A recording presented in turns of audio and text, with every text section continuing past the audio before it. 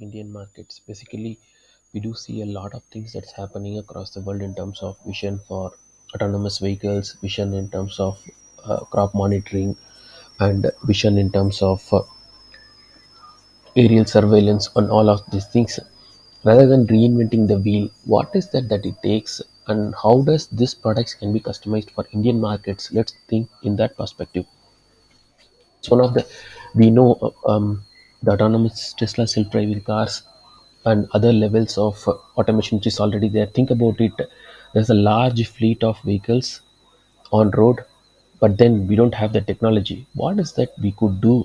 Leverage the technology and implement it as a standalone device, as a plug and play device, as a rental device. Rather than me trying to ask them to buy heavy infrastructure, I should look for customizing for these trucks in terms of driver assistance or integrated GPS, routing systems, collision prevention systems, driver alerting systems, and drowsiness alert systems.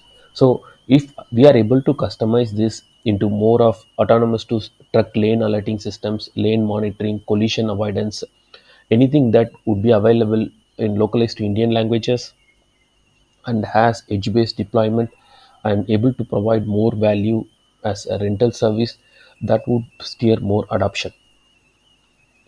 Top monitoring systems, yes, I mean, um, we do have the state of art, but uh, the existing infrastructure, how do I implement, buy the required hardware, and how do I integrate it? So everything boils down to the value addition versus the initial upfront cost. If we are able to provide it, customize it for Indian environment in terms of pay as you go, rent it as a service, plug and play, and provide it as a trial and try it out and then pay. Those things would have more adoption. And again, this is essential in terms of uh, intrusion detection or weed detection or selectively pesticides applied only for the infected plants, which will have a lot of cost saving as well as a targeted solution rather than trying to do it at scale.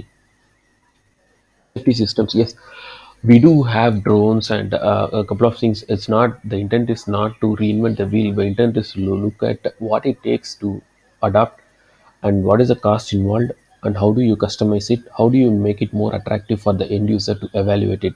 And mostly in terms of forest fires or like analyzing the landscape rather than be using only drones for surveillance. It could be also done in terms of remote monitoring, landscape management, and identifying where are the potential dry spots, how do you address it.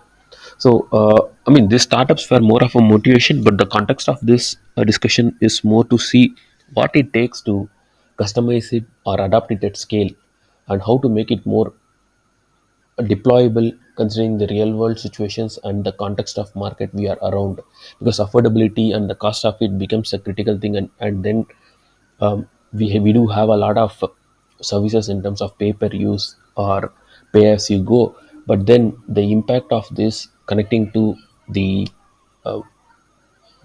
the existing products or the existing equipments which do not have the technology expertise, how do we adapt it or merge with it?